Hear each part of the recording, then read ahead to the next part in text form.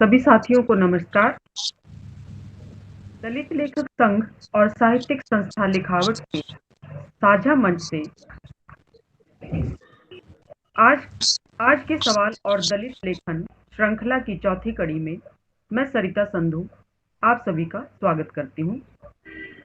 सम्माननीय श्री बजरंग बिहारी तिवारी जी, प्रोफेसर हिंदी विभाग देशबंधु महाविद्यालय, श्री मिथिलेश श्रीवास्तव जी, संयोजक लिखावट, और हीरालाल राजस्थानी जी, संरक्षक दलित लेखक संघ, आज के इस मंच पर मैं आप तीनों का हार्दिक स्वागत करती हूँ।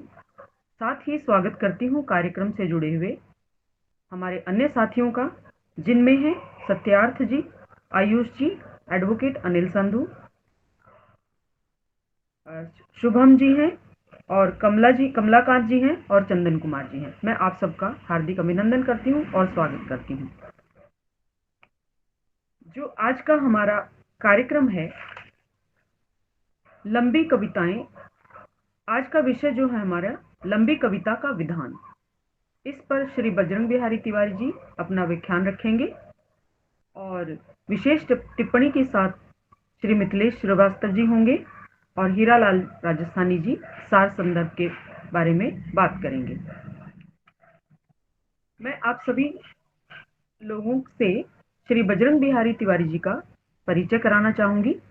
हालांकि जितने भी साथी हम जुड़े हैं इस कार्यक्रम से, और हमारे अलावा और भी बहुत लोग हैं जो बजरंग बिहारी तिवारी जी के परिचय से अच्छी तरह परिचय वो जानते हैं सर को, और फिर भी मैं बताना चाहूंगी कि श्री बजरंग बिहारी तिवारी जी इस वक्त प्रोफेसर हैं हिंदी विभाग के देशबंधु महाविद्यालय में, दिल्ली यूनिवर्सिटी के, और पिछले 25 वर्षों से शिक्षण का अनुभव है उन्हें। आप पूर्वी उत्तर प्रदेश के एक गांव नियावा में जन्म लेकर प्रारंभिक शिक्षा और 12वीं तक की शिक्षा गांव से और उच्च शिक्षा इलाहाबाद व दिल्ली से प्राप्त की आपने। आप भक्ति काव्य व भारतीय दलित आंदोलन और साहित्य के अध्येता के रूप में एक विख्यात और चर्चित व्यक्तित्व हैं। 2004 से दिल्ली से प्रकाशित मासिक पत्रिका कथा देश में आप स्तंभ लेखन लगातार कर रहे हैं। आपकी कुछ प्रकाशित पुस्तकों के नाम बताना चाहूंगी। जाति व जनतंत्र 2015 में प्रकाशित, दलित साहित्य एक अंतर यात्रा 2015, भारतीय दलित साहित्य आंदोलन व चिंतन 2015 में प्रकाशित, बांग्ला दलित साहित्य सम्यक अनुशीलन 2016 में प्रकाशित, केरल में सामाजिक आंदोलन और दलित साहित्य 2020 में प्रकाशित, भक्ति कविता किसानी व किसान आंदोलन 2021 में प्रकाशित, और कुछ शीघ्र ही पुस्तकें जो प्रकाशित होने जा रही हैं उनके भी मैं नाम लेना चाहूंगी। दलित स्त्रीवाद लेखन व आंदोलन, कविता की भाव यात्रा। तो आज का जो हमारा विषय है लंबी कविता का विधान। लंबी कविताएं आधुनिक स्थितियों की अनिवार्यता की वजह से और उन्हीं की उपज हैं, और जिसमें यथार्थ के प्रति एक गहन समझ दिखाई देती है। कुछ कविताएं जिनके बारे में मैं जानती हूँ, एक फिल्म है कैफी आजमी की, कैफी आजमी जी ने लिखी है हीर रांझा। वो पूरी की पूरी फिल्म एक पूरी कविता में है, यानी कि पूरा का पूरा पद्य में, वो जितने भी डायलॉग हैं वो सारे पद्य में है। It is in fully verse. कुछ कविताएं हैं जैसे गजानन माधव मुक्ति बोध की चांद का मुंह टेढ़ा है, सूर्यकांत त्रिपाठी निराला जी की कुकरमुत्ता, और बहुत सारे आधुनिक कवि हैं। उनमें जो हमारे बीच के अपने साथी हैं, आलोक मिश्रा जी हैं, आजकल वो लंबी कविताएं लिख रहे हैं। पूनम तो शामड़ जी की मैंने एक कविता पढ़ी है, मैं नदी हूं। As far as English literature is concern, so many writers has written long poems. William Wordsworth की रेक्ल्यूस है जिसका मैं नाम बताना चाहूंगी। W.H. ऑर्डन की न्यू ईयर लेटर, इस तरह की कुछ कविताएं हैं जो बहुत लंबी कविताएं हैं। अब मैं श्री बजरंग बिहारी तिवारी जी को मंच पर आमंत्रित करना चाहूंगी कि आज का जो विषय है लंबी कविता का विधान, वो आप उस पर अपना व्याख्यान पेश करेंगे। श्री बजरंग बिहारी तिवारी जी, आपका स्वागत है।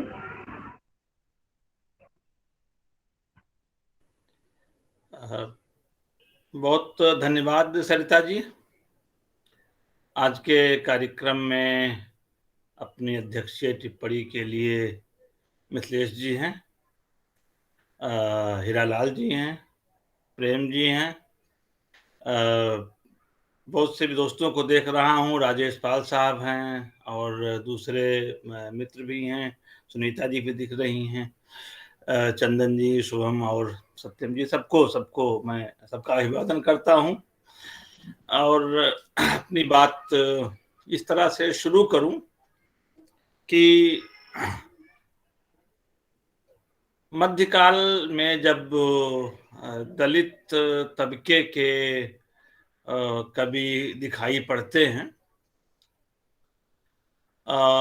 जब एक सक्रियता जो है वो हुई रचने और उसको सुनने सुनाने की, और पूरे देश में मतलब घूम घूम करके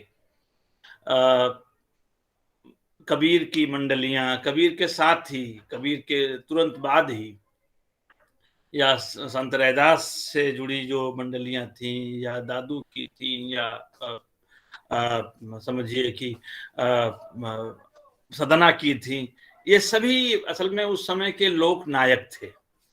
तो इन इन इन कवियों की रचनाएं मतलब कई बार मतलब ये गुत्थी सुलझती नहीं है कि इन संत कवियों ने प्रबंध काव्य क्यों नहीं लिखा, जैसे सूफी कवियों ने मुक्तक नहीं लिखे, हैं? वो प्रबंध में ही रहे, तो वैसे ही संत कवियों ने मुक्तक ही लिखा, प्रबंध नहीं लिखा। तो कुछ तो वजह होगी, कुछ तो उसकी वजह होगी कि उधर प्रबंध इधर मुक्तक। उसी तरह से हमारे कहें कि जो कृष्ण धारा के कवि हैं, उन्होंने भी प्रायः मुक्तक लिखे, लेकिन उसको प्रबंध जैसा समझा गया।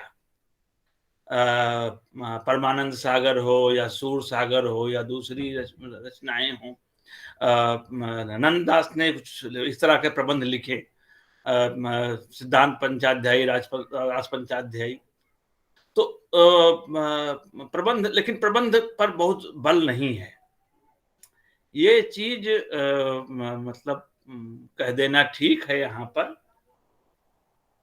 कि कृष्ण के जीवन को प्रबंध में ढालने का, प्रबंध काव्य के रूप में या महाकाव्य के रूप में पेश करने का जिस कवि ने पहला प्रयास किया हिंदी में, वे मलिक मोहम्मद जायसी थे। मलिक मोहम्मद जायसी ने कन्हावत लिखा। इन दिनों मथुरा वैसे भी चर्चा में है, अयोध्या और काशी के बाद में, तो ये तथ्य जानना और भी जरूरी हो जाता है कि कृष्ण को नायक बना करके जिस कवि ने पहला महाकाव्य लिखा हिंदी में, वो एक सूफी कवि था, मलिक मोहम्मद जायसी थे। उन्होंने लिखा है कि मैंने इस महाकाव्य के लिए जो भी संस्कृत ग्रंथ थे, पुराण थे, उन्होंने कई पुराणों के नाम लिए हैं प्रस्तावना में, जैसे कि प्रबंध काव्य के शुरू में होता ही है, तुलसीदास भी कहते हैं नारा पुराण निगमागम। तो वह उसी तरह से वो जो है परंपरा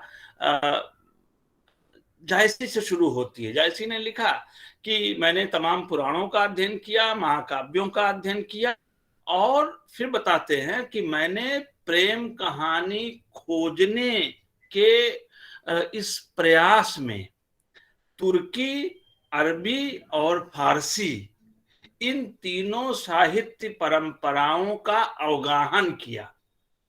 तब मुझे मालूम हुआ कि इससे बेहतर कोई दूसरी प्रेम कथा नहीं है जो दुनिया है जायसी की। और अगर आप वादुभूषण अग्रवाल की बात पर विश्वास करना चाहिए, जो उन्होंने संजीवनी व्याख्या की पद्मावत की। तो अब ये वक्त असल में पद्मावत से ज्यादा कन्हावत पर बात करने का है, लेकिन मैं उस पर यहाँ पर बात नहीं करूंगा। सिर्फ संकेत ये कहते करते हुए कि अगर अगर रैदास ने या कबीर ने या सदना ने या दादू ने प्रबंध काव्य लिखे होते, महाकाव्य लिखा होता, खंड काव्य की तरफ गए होते, तो शायद हमको उस समय के मतलब दलित दृष्टि से रचे हुए चरित्र दिखाई पड़ते। कोई चरित्र नहीं, विचार तो खूब है। मतलब इन संत रचनाकारों के यहाँ जो इस पृष्ठभूमि से आए हैं, उनके यहाँ विचार हैं और बड़े क्रांतिकारी विचार हैं, लेकिन वो चरित्र नहीं हैं जिनसे यहाँ की जनता, यहाँ का पाठक वर्ग अपने को आइडेंटिफाई कर पाए। मान लीजिए पद्मावती एक चरित्र गढ़ा, मधुमालती एक चरित्र गढ़ा, पार्वती एक चरित्र गढ़ी गई। पार्वती जो पहले के साहित्य में है वो उनके यहाँ, इस समय के साहित्यकारों के यहाँ नहीं है। राधा का जो चरित्र रचा हमारे सूरदास, वैसा तो ये चीज दिखाई पड़ती है कि वो कौन सी वजह होगी कि प्रबंध की तरफ नहीं गए। क्या कहें कि समय का अभाव था? तो अगर समय का अभाव था तो इतनी रचनाएं हैं कबीर की या रैदास की या दूसरे कवियों की, दादू की ही, कि वो किसी भी प्रबंध के मुकाबले 21 बैठती हैं। तो ऐसा नहीं है। और उसमें कोई मतलब दार्शनिक गहराई भी उनमें कम नहीं है। फिर भी अगर प्रबंध नहीं लिखा गया तो ये मेरे लिए भी, अभी मैं इस पर कोई मतलब निष्कर्षात्मक टिप्पणी नहीं करूंगा, एक अनरिजॉल्व्ड, एक अभी बिना हल हुआ प्रश्न है कि क्या वजह है कि उस तरफ हमारे दलित पृष्ठभूमि से आए हुए संत नहीं गए प्रबंध काव्य लिखने की तरफ। जब हम आते हैं आधुनिक दलित साहित्य में, तो पाते हैं कि जो जो जो कविताएं हैं, जो कविता है दलित कविता जिसको हम कहते हैं, जो 90 के बाद चली है, अच्छी गति में चली है, वहां पर भी आख्यान मूलक कविताएं नहीं है।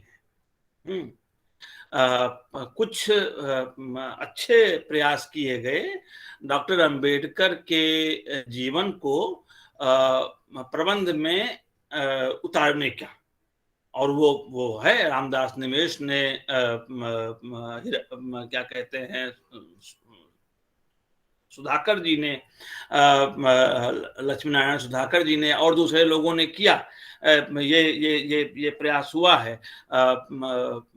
खुद इन पर, गौतम बुद्ध पर, राहुल पर प्रबंध लिखने का काम किया गया, लेकिन जिसको हम आधुनिक कविता कहते हैं, आधुनिक दलित कविता कहते हैं, उसमें हमें आख्यान मूलक कविताएं कम मिलती हैं। लंबी कविताएं भी कम मिलती हैं। लंबी कविताओं के बारे में अगर हम सोचें और ये देखें कि अब जैसे मान लीजिए उस पहले वाले में हम जाते हैं, मतलब उत्तर खोजने के लिए, तो लगता है कि शायद निर्गुण भावधारा की ही कुछ ऐसी मांग है या ऐसा उसका दबाव है कि वो प्रबंध की तरफ नहीं ले जाती। जब आराध्य निर्गुण निराकार है तो वहां प्रबंधक तो कैसा।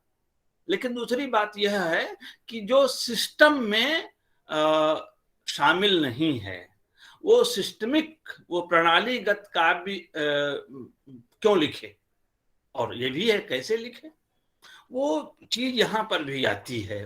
ऐसा मतलब अगर हम इसको इस तरह से देखें, हालांकि ये कुछ सरलीकृत सा हो जाएगा, लेकिन फिर भी फौरी कहें कि उत्तर इससे मिलता दिखता है कि जब हम आधुनिक काल में देखते हैं और पाते हैं कि लंबी कविताएं नहीं हैं, आख्यान मूलक कविताएं नहीं हैं, कि किसी कहानी, कोई कहानी उसे उभरती हो, कोई ठोस चरित्र उसे उभरते हो, जैसे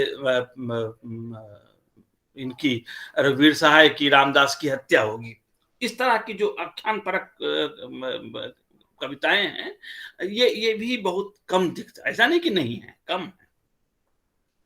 शुरुआती कवियों में देवेंद्र कुमार बंगाली ने कुछ प्रयास किया। देवेंद्र कुमार बंगाली की चर्चा प्रायः नहीं होती, दलित कवियों में उनका शुमार नहीं हुआ बहुत समय तक। वो कहें कि दलित परिवार से थे, गोरखपुर के थे, और खूब लिखा और बहुत अच्छा लिखा। मैंने एक दो निबंध उनके ऊपर लिखे, तो कुछ लोगों का ध्यान गया, लेकिन ध्यान दिलाने का काम तो उनके मित्र देवेंद्र आर्य ने किया, जो गोरखपुर में ही रहते हैं, रेलवे से सेवानिवृत्त हैं, दोनों ही रेलवे में थे, देवेंद्र बंगाली और देवेंद्र आर्य। तो 91 में देवेंद्र कुमार बंगाली की मृत्यु हुई, 1933 में उनका जन्म हुआ था। तो उनकी कविता है एक जंगल का प्रजातंत्र। ये कविता लंबी कविताओं के उसमें आएगी। जो डेमोक्रेसी हमको दी गई है, जो डेमोक्रेसी जिसमें हम सांस ले रहे हैं, वो विचार का विषय है, और उस पर जो विचार किया जा रहा है एक दलित कवि के द्वारा, वो बहुत मानीखेज हो जाता है।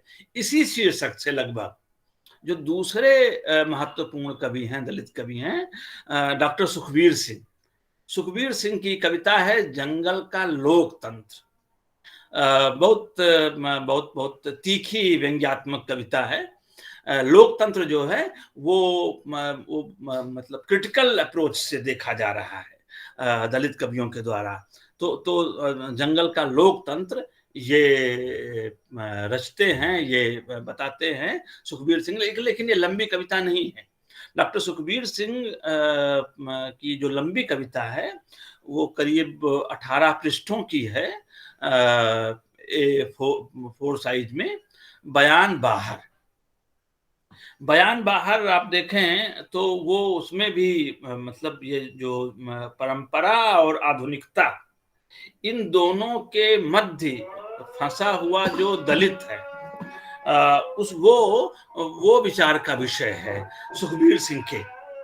सुखबीर सिंह की रचनाएं अभी हाल फिलहाल तक अनुपलब्ध थी। उनकी सुयोगी बेटी ने, जो दिल्ली विश्वविद्यालय में प्रोफेसर भी हैं, प्रोफेसर मंजू मुकुल, उन्होंने इकट्ठा करके छपवा दिया। ये बहुत अच्छा काम हुआ। उस पर मुझे लगता है कि सघन बातचीत होनी चाहिए। सुखबीर सिंह को अभी ठीक से एक्सप्लोर नहीं किया गया है। सुखबीर सिंह की जो कविता की बनावट है, जो विचारों का के साथ उसका कहें कि उसका गुम्फन है उस कविता का, उसको देखने की जरूरत है। सुखबीर सिंह की कविता के कई आयाम हैं, लेकिन वो भी हमारे विचार का विषय उस तरह से नहीं है। यहाँ पर सिर्फ संकेत कर रहा हूँ, क्योंकि जो हमारे सामने सभा है वो बड़े सुधी लोग इसमें हैं, और एक्सप्लोर करके चीजों को लाने वाले, समझने वाले लोग हैं। खुद मिथिलेश जी, हेमलता जी भी आ चुकी हैं। ये सब लोग जो हैं वो कविता के सिर्फ प्रेमी नहीं हैं, बल्कि अनुसंधान वृत्ति के साथ कविता में की इलाके में जाने वाले लोग हैं। तो इसलिए इन कहें कि संकेतों का, इन संदर्भों का महत्व बढ़ जाता है। तो जो कविता है बयान बाहर, उसकी मैं 2-4 लाइन जरूर पढ़ूं। एक गांव है जो मेरे कंधे पर बैठा है गिद्ध की तरह। आप डॉक्टर अम्बेडकर को याद कीजिए, गांव के बारे में उनकी टिप्पणी को याद कीजिए। बाद के कवियों ने जो जिस तरह से गांव को देखा है, मेरा गांव कैसा गांव, ना कोई ठोर ना कोई ठाव जैसी कविताएं आप देखिए। और फिर सुखबीर सिंह जी की ये कविता, ये लंबी कविता, इसका पाठ कीजिए। तो ये इस कविता का आगाज, शुरुआत यहाँ से है कि बार बार अपने नुकीले पंजों से कंधों को दबाता है, सुदूर पीछे की ओर उड़ा ले जाता है, चोंच से मार मार फाड़ देता है समय की परत, बीचों बीच जिसके एक पेड़ खड़ा पाता है, एक पेड़ है कीकर का। तो ये आख्यान सी लगती कविता है, और बहुत समझदारी के साथ, बहुत कहें कि तैयारी के साथ ये कविता बुनी गई है। 18 पृष्ठ की ये कविता समझिए कि अपने साथ कई मुद्दे जो परंपरा से आ रहे हैं, जिसको आधुनिकता ने पैदा किया है, जो उस छुआछूत को कानूनी रूप से कहें कि खत्म, लेकिन व्यावहारिक रूप से जिंदा, जो ये सिस्टम जो बना हुआ है, उस सिस्टम को समझिए कि उस एक पगडंडी पर चल रहे हैं सुखबीर सिंह, जो अतीत से होती हुई, वर्तमान से होती हुई भविष्य के तरफ जाने का इशारा करती है। अंतिम जो इस कविता का पैराग्राफ है, उसकी तरफ ध्यान जाए तो फिर कविता खुलेगी। कविता तो खुलेगी जब हम उस पर अलग से बात करेंगे, लेकिन फिर भी ये जो यात्रा, मतलब स्मृतियां सुखद नहीं है। इन स्मृतियों के से मतलब इन स्मृतियों को जीवित करना, इन स्मृतियों को रिट्रीव करना बहुत तकलीफ देह है। और रिट्रीव क्या करना, वो तो सतत बनी रहती हैं, लेकिन जब आप कहते हैं तो उस कहने में ही उसकी पुनर्प्राप्ति होती है, जो बहुत चुभने वाली होती है। जिन लोगों ने आत्मकथाएं लिखी हैं, उन्होंने उसकी अपनी आत्मकथाओं की भूमिका में लगभग सबने ये बात नोट की है कि मतलब उन यादों से गुजरना आत्मकथा लिखते हुए बहुत तकलीफ दे, बहुत यातनादायी रहा है। तो मैं अंतिम उसका जो वो है अंतरा है, बयान बाहर का, लंबी कविता सुखबीर सिंह की, उसका अंतिम अंतरा, पहला अंतरा तो मैंने पढ़ दिया। पहला अंतरा सिर्फ 4 लाइनों का है। एक गांव है जो मेरे कंधे पर बैठा है गिद्ध की तरह, 3 लाइनें। और अंतिम जो बंद है, अंतिम जो अंतरा है, वो थोड़ा सा बड़ा है। देखें, और यहां आकर खत्म होती है वह पगडंडी, जिसके एक ओर हरे भरे खेत हैं। ये कंट्राडिक्शन देखिए, जिसके एक ओर हरे भरे खेत हैं और दूसरी ओर अभिशप्त पांवों के लिए जलती हुई रेत है, सिर्फ रेत, जिसके किनारों पर पेड़ तो खड़े हैं पास पास, पर आदमी की तरह कुएं बहुत दूर दूर हैं। लेकिन यहां पर लंबी लंबी हींस के झुंड जरूर हैं, जिनके बीचों बीच छिपी है एक मजबूत इरादों वाली वह लाठी, बूढ़े हाथों ने जो सहेज कर रखी थी वक्त जरूरत के लिए हमेशा। यहीं से पक्की सड़क शुरू होती है, पगडंडी यहां तक आई, अब पक्की सड़क शुरू होती है। यहीं से पक्की सड़क शुरू होती है जो मुझे रेल की पटरी तक ले जाएगी, कोल्हू के बैल की तरह घूमती हुई रूढ़ियों के दायरे में। सुखबीर सिंह जी दिल्ली विश्वविद्यालय में प्रोफेसर थे, और वो जो उनकी यात्रा है, मतलब यात्रा तो वैयक्तिक है, लेकिन ये यात्रा वैयक्तिक है नहीं, ये यात्रा सामूहिक है। कोई यात्रा वैयक्तिक उस तरह से होती नहीं है दलित कवियों की। तो रेल की पटरी तक ले जाएगी, कोल्हू के बैल की तरह घूमती हुई रूढ़ियों के दायरे में ठहर गई तेरी जिंदगी से छुटकारा दिलाएगी। ये जो शहर और गांव के बीच का द्वंद्व है, बड़ी खूबसूरती से कविता के मुहावरे में सुखवीर सिंह जी ने पकड़ा है।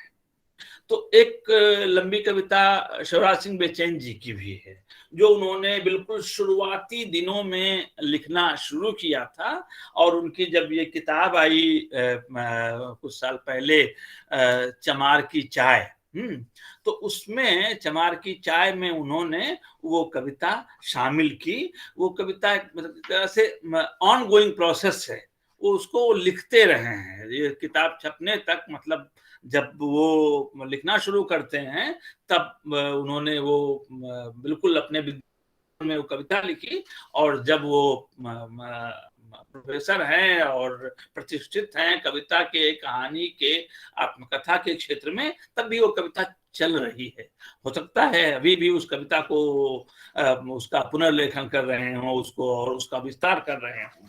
तो वो कविता है एक तारा। एक कहें कि जो गांव में आते हैं एक तारा बजाते हुए और वो कहानियां सुनाते हैं, तो ऐसे ही वो उसी अंदाज में वो एक तारा बजता है, और पूरा कहें कि जो दलित जीवन है, जिस जो उनकी कहें कि कवि की आंख से देखा हुआ दलित जीवन है, वो एक एक करके खुलता जाता है, जिसमें कहीं पर क्षोभ है तो कहीं पर प्रीति है, कहीं पर कहें कि विद्रोह है, तो कहीं पर समझौते की भी ध्वनि है। सब तरह के मतलब बहुत कई रंग हैं। लंबी कविता है, समझिए कि धर्म, अर्थ, राजनीति और समाज, ये सारी चीजें उसमें गुथी हुई हैं। जो जो तरीका है, वो जो मैंने कहा कि वो जो पारंपरिक गायकों का जो तरीका है वो उसमें दिखता है। तुन तुन तुन तुन तुनुन तुनातुन बोल रहा है एक तारा, तो एक तारा ही बोलता है, और इस एक तारे के बोलने में वो पूरी जिंदगी जो है वो सामने आ जाती है। करीब 20-25 पेज में ये है, कविता है।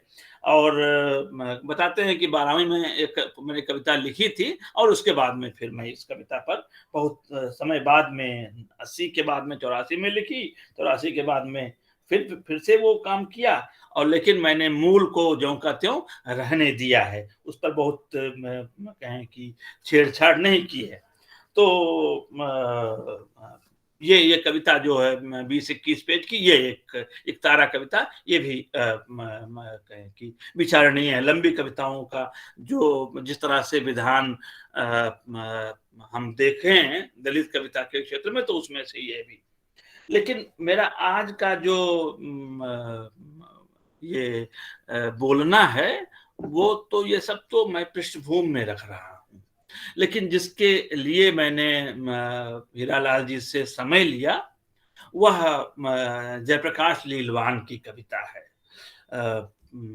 कविता का शीर्षक है समय आदमखोर धुन, जिसको और कोई सुन नहीं पा रहा है, जिसको और कोई कहें कि सुन करके भी व्याख्यायित नहीं कर पा रहा है, जो अनुभव को कविता के सृजन के लिए नाकाफी मानने वाली दृष्टि है। सिर्फ अनुभव नहीं, अनुभव के बाद में उसका विश्लेषण, और उस विश्लेषण को कहें कि सपोर्ट करने वाली जो इडियोलॉजिकल अप्रोच है, जो विचारधारात्मक कहें कि दृष्टि है, वो दिखती है। एक बड़ा संकट आने वाला है भारतीय समाज पर, दलित समाज पर एक बड़ा संकट आने वाला है। जो मोबिलिटी बन रही थी, जो सोशल मोबिलिटी जिसकी संभावना बन रही थी, धीरे धीरे जो प्रकट हो रही थी, साकार हो रही थी, एक घर का कोई एक लड़का रेलवे में हो गया है, एक कोई बैंक में हो गया है, एक कोई एयरपोर्ट पर लग गया है, एक कोई कोल इंडिया में चला गया है, एक कोई ओएनजीसी में चला गया है। ठीक है ना। ये जो संविधान की एक बड़ी देन है, जिसमें सिस्टम में दिखने लगे हैं दलित। जहां मैं हूं, मतलब विश्वविद्यालय के दुनिया में, वहां पर भी आने लगे हैं देर से ही। जितने प्रगतिशील विश्वविद्यालय हैं उन्होंने भी अपने दरवाजे देर से खोले हैं, तो लेकिन आने लगे हैं। और वो प्रक्रिया मतलब सीमित ही सही, अगर आगे बढ़ती तो वो युगांतर बिल्कुल संभव था, हो रहा था। लेकिन उसके बनने के साथ ही उसको घेरने के समझिए कि उपक्रम होने लगे, और तमाम लोगों ने, जिनको हम कहें कि दलित राजनेता, दलित आइडियोलॉग कहते हैं, उन्होंने इस उपक्रम के साथ जो दलितों की इस मोबिलिटी को, जो कि फिलहाल इतिहास में कभी ना हुई थी, हैं, उसको उसको जो जो उपक्रम नेस्तनाबूद करने के लिए प्रयासरत है, उसके साथ एक कहें कि एक दोस्ताना व्यवहार कर लिया। ये भी बहुत मतलब अत्यंत दुखद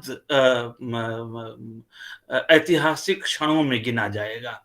और ये ऐसा कवि जिसको परवाह नहीं है कि उसे गलत समझा जाएगा, वही ऐसी बात कर सकता है, दूसरे ऐसी बात नहीं कर सकते। जयप्रकाश लीलवान डंके की चोट पर वो जो बात कहते हैं, क्योंकि वो समय की आदमखोर धुन सुन रहे हैं, वो आदमखोर आने को है। कविता 90 के आसपास बननी शुरू होती है। मैं तो लीलवान जी के संपर्क में रहा, लंबे समय तक संपर्क में रहा, और कुछ मुझे इस कविता की निर्मिति, जो रचना प्रक्रिया है, उसके बारे में थोड़ा बहुत भान है। जो ताप वो महसूस कर रहे हैं, जिस कहें कि जिस उद्विग्नता के साथ, मतलब कविता से ही आप जो मतलब गुजरेंगे, और अब तक की ये सबसे मतलब क्या कहें, जब मैंने इस पर लिखा था कभी, तब मैंने इसको इस रूप में नहीं मतलब व्याख्यायित किया था, दलित कविता की उपलब्धि के रूप में देखा था, और हिंदी कविता की उपलब्धि के रूप में देखा था, भारतीय कविता की उपलब्धि के रूप में देखा था, कि एक बड़े संकट को एक बड़ा कवि किस तरह से पकड़ रहा है।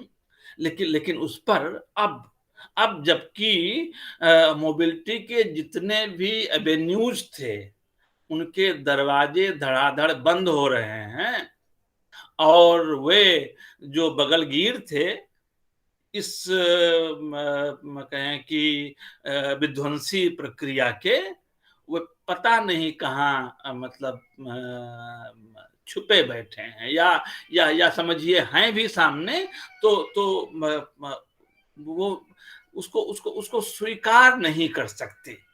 वो उनके बस की बात नहीं है। वो उनसे बहुत उम्मीद भी नहीं करनी चाहिए, क्योंकि जैसे अभी देखिए जो हुआ यूक्रेन में, जो हो रहा है, मतलब नाटो की रचना क्यों हुई, नाटो की स्थापना क्यों हुई? इसलिए कि ये जो विचार है, समता का विचार, इस समता के विचार को यूरोप में फैलने से रोका जाए। ये फैक्ट्री का मालिक और फैक्ट्री का मजदूर एक कैसे हो सकता है? दोनों एक जमीन पर कैसे हो सकते हैं? तो देखिए 1990-91 में जो उलट दिया गया, खुद सोवियत संघ को ढहा दिया गया, इतना इन्वेस्टमेंट हुआ उसमें, और उसके बाद में जिस तरह का तानाशाह वहां बैठा हुआ है, अभी भी उसकी ठीक से मतलब उसकी नकेल नहीं कसी जा रही है। वो है कि जो वर्चस्व की ताकतें हैं वो बहुत अच्छी तरह से लिंक्ड हैं, वो अच्छी तरह से आपस में उनका संवाद होता है, उनके संपर्क हैं। और जो समता के लिए, जो बराबरी के लिए प्रयास करते हैं, वो प्रायः अपने अपने घेटोज में, अपने अपने कहें कि जगहों पर वो बिखरी हुई, टूटी हुई, विखंडित लड़ाइयां लड़ते हैं। जब मैं कह रहा हूं तो इसमें इसमें ऐसा नहीं है, इसमें है एक सरलीकरण है, लेकिन लेकिन अपनी बात इससे, इसके अलावा किसी और तरीके से मैं कह नहीं सकता। तो समय की आदमखोर धुन वो 50 पृष्ठों की कविता है और उसमें करीब करीब क्या, उसमें 85 अंतरे हैं। 85 जिसको हम गद्य में कहें अनुच्छेद हैं, कविता में अंतरा है, बंद है 85। तो उसमें इस 50 पृष्ठ की कविता बहुत, मैंने कहा ना कि इसमें ताप बहुत है, और उस ताप का अंदाज, जब ये कविता रची गई थी 2009 में, तो संग्रह आया इसी नाम से। 2000 के पहले कविता एक तरह से बन गई थी और इस समय मतलब उस पर काम वो कर रहे थे। तो लेकिन 2022 के इस कहें कि समय और पिछले जो 8-10 साल का समय है उसको आप देखें, तब तब हमको, बहुत से लोगों को यह अंदाज नहीं था कि विश्वविद्यालयों में नियुक्तियां बंद हो जाएंगी या नियुक्तियां स्थायी नहीं होंगी। वो पहले एडहॉक, फिर बाद में गेस्ट, आप गेस्ट की तरह आइए, गेस्ट की तरह विदा कर दिए जाइए। कोई जिम्मेदारी नहीं सिस्टम की कि आपको सेवानिवृत्ति के बाद या काम करने के दौरान ही कोई सपोर्ट मिलेगा, कोई मेडिकल क्लेम नहीं, कुछ कोई कोई कोई कहीं भत्ते नहीं बढ़ते, अतिथियों के, अतिथि वक्ताओं के, प्रवक्ताओं का कुछ होता नहीं है।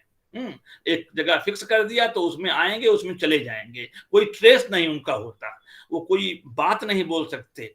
रेलवे का क्या हाल है, ट्रांसपोर्ट सिस्टम, जो सड़क व्यवस्था का क्या हाल है, बीएसएनएल का क्या हाल है, जहां जहां पर ये मोबिलिटी के, ये कहें कि नौकरी पाने के, आर्थिक सुरक्षा के एवेन्यूज थे, उसके उसके उसके इलाके थे।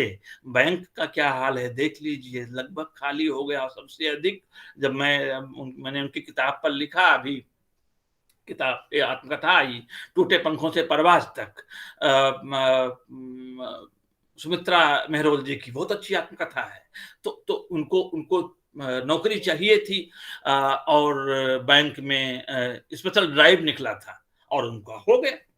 अब स्पेशल ड्राइव का कोई है चांस है, कोई मतलब आप सोच सकते हैं, तो बैंक ही नहीं बचेंगे सब तरह से, मतलब 5 और 5 में से 2 बचेंगे, 2 भी शायद वो न रहे। तो ये है कि इन पर आप मतलब चुप्पी साधे रहें, एक एक करके चीजें जाने दें। तो मुझे लगता है कि ये जो कवि है जयप्रकाश लीलवान, वो ऐसे कवि, अभी भी ऐसे कवि उस ताप से, उस क्रोध से, जिसको जिसको आक्रोश कहा जाता है, उस क्रोध से गुजर रहे होंगे। वो चीजें नोट की जाती हैं, ऐसा नहीं है कि चीजें भुला दी जाती हैं, सब याद रखा जाता है। ये जो कविता है आप इसको पढ़ेंगे और तब आपको होगा, ये अंदाज होगा कि कविता की दुनिया और जो जो प्रतिबद्ध कवि हैं, उन प्रतिबद्ध कवियों की जो दुनिया है वो किस तरह की है। तो मैं सिर्फ उसका इसकी एक रूपरेखा कविता की, ये जो लंबी कविता है, समय की आदमखोर धुन, मनुष्य को खा जाने वाली धुन, ऐसी धुन एक होती है जो मृगखोर धुन होती है। जो इसमें निपुण होते हैं वो बजाते हैं, और जो हिरण होते हैं वे जहां के तहां मगन होकर के खड़े हो जाते हैं, और उसके बाद में उनको आसानी से पकड़ लिया जाता है।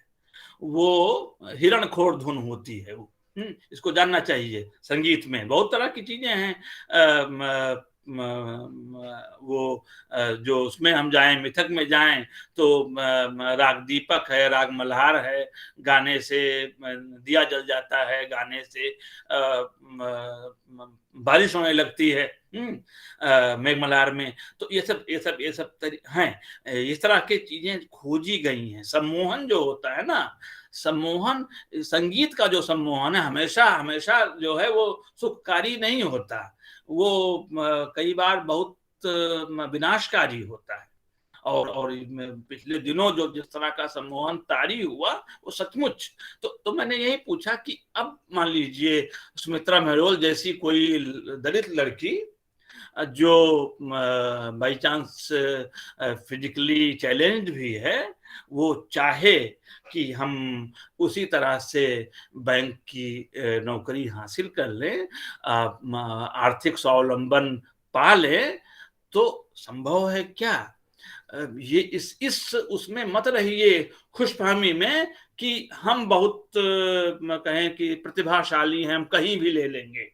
ये नहीं कीजिए। ये व्यवस्था जो है चुन चुन करके रखती है, चुन चुन करके निकालती है, उसमें नहीं जाना चाहिए।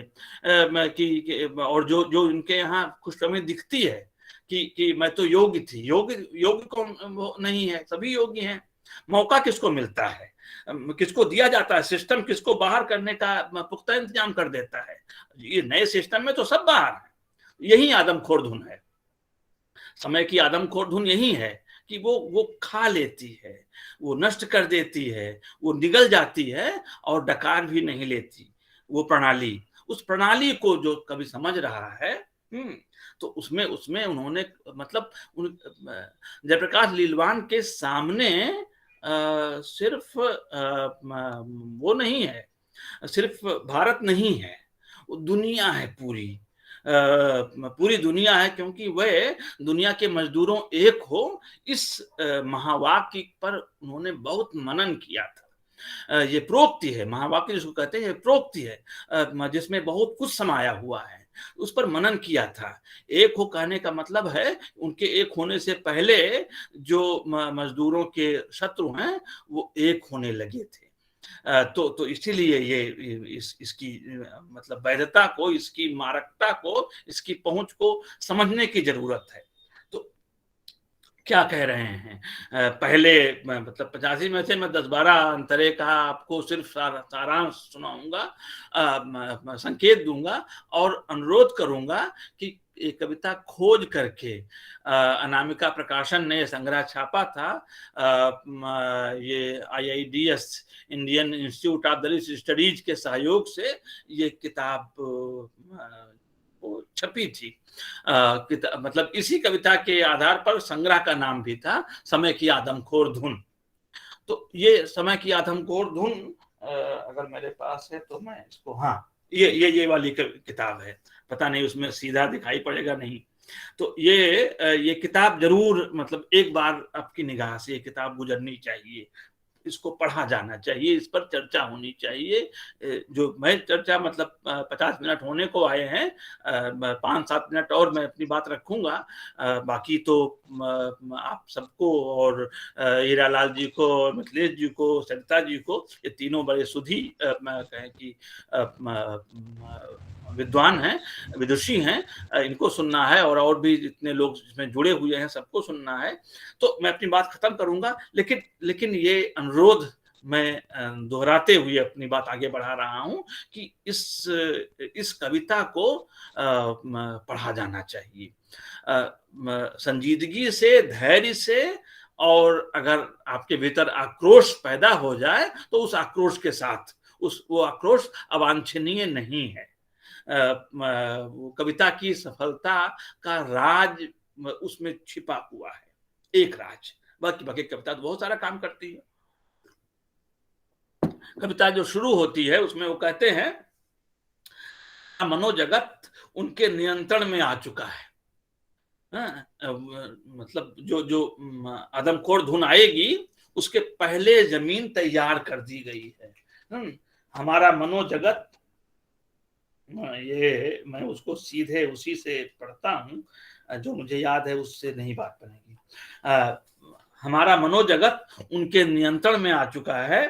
हमारे काम उनके विस्तार में आ रहे अवरोध हटाने के औजार बन गए हैं।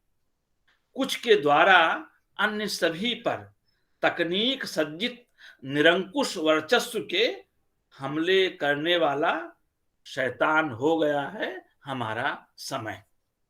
जो शब्दावली लेकर के आते हैं, वो शब्दावली उसमें आप देख सकते हैं कि लंबी यात्रा करते हैं वो, तमाम कहें कि विचार दृष्टियों की, तमाम धर्म दृष्टियों की भी उनके यहाँ पर उसके संकेत, उसकी झलकियां हैं। तो जिस अर्थ में गांधी जी कहा करते थे कि ये शैतान व्यवस्था है, कुछ उसी अर्थ में, उसी अलग अर्थ में, उसी अर्थ में कहना ठीक नहीं है, उसके अलग अर्थ में ये जो कह रहे हैं कि अब उसको क्या नाम दिया जाए, उस निर्गुण निराकार व्यवस्था को जिसने हमारे मनोजगत को अपने कब्जे में ले लिया है।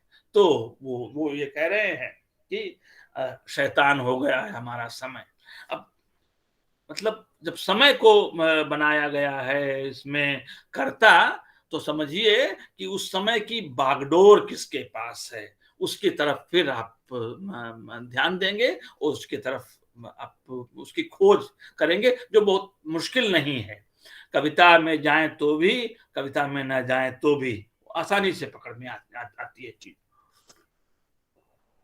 बर्बरता के नए रूप उभरे हैं इस बीच में। बहसें इस बीच में बहुत हुई हैं। लिखा है कि ये उत्तेजक, परम उत्तेजक लेकिन परम अर्थहीन बहसें हैं। प्राइम टाइम पर तमाम मीडिया चैनलों के कभी 8 से 9, 9 से 10 जो बहसें होती हैं, आप देखिए उनकी निरर्थकता और उनकी उससे पैदा होने वाली उत्तेजना। जो मनोजगत पर नियंत्रण वाली बात कर रहे हैं, वो उसका सिरा यहाँ से जुड़ता है। वो अगले उन्होंने किया है कि संप्रभुता बिलख रही है। ये संप्रभुता का जो प्रश्न है वो राष्ट्र का प्रश्न है। संप्रभुता बिलख रही है माने कि राष्ट्र की मजबूती का क्या आशय है कि जो अब तक हाशिए पर थे, जो अब तक सिस्टम से बाहर थे, वो सिस्टम में आए। वही उसी का नाम कहें कि लोकतांत्रिक राष्ट्र है, उसी को हम कहेंगे। लेकिन वो जो ढांचा वो दिखता है कि राष्ट्र संप्रभु है और प्रणाली लोकतांत्रिक है, लेकिन वास्तव में क्या है? तो वास्तव में क्या है, इसकी छानबीन अगले उसमें किया गया है। और पूंजीवादी भेड़िए किस तरह से कहें कि पसरे हुए हैं, किस तरह से लोगों को अपना ग्रास बना रहे हैं, उसकी सोच रहे हैं, उस तरह की प्लानिंग कर रहे हैं, और उनका यहाँ के समरसतावादी भेड़ियों के साथ किस तरह का अनुबंध हुआ है, किस तरह का एग्रीमेंट हुआ है, जिसको हम दुरभिसंधि कहते हैं संस्कृत निष्ठ शब्दावली में। वो जो दुरभिसंधि है, वो जो नेक्सस है, उस नेक्सस की तरफ जयप्रकाश लीलवान अपना ध्यान ले जाते हैं, बताते हैं कि ये जो मूल की मौत इसमें होनी है, इसलिए मूल की छवियों का छौंक लगाया जाता है। जो छवियों का पूरा आप देखेंगे, पसारा है, पूरा उसका विस्तार है, उसकी जो उसका आधिक्य है, वो किस तरह, वो क्यों है? उन्होंने कहा बाजार अब बदल चुका है। जो पुराने बाजार को जानने वाले, मानने वाले लोग थे, वो नहीं है। वो बाजार दिखता तो है बाजार जिसमें कबीर खड़े हो सकते थे, लेकिन नया बाजार वो वैसा नहीं है। इसलिए स्ट्रक्चर को देख करके आप कंटेंट का जो है अनुमान मत कीजिए।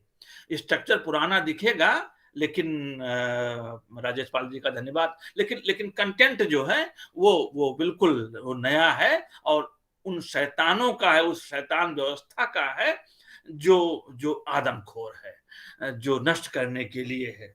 और इसीलिए वो कहते हैं, जब कविता के अपने उसमें जाती है, वो मतलब वो नाराज हैं उन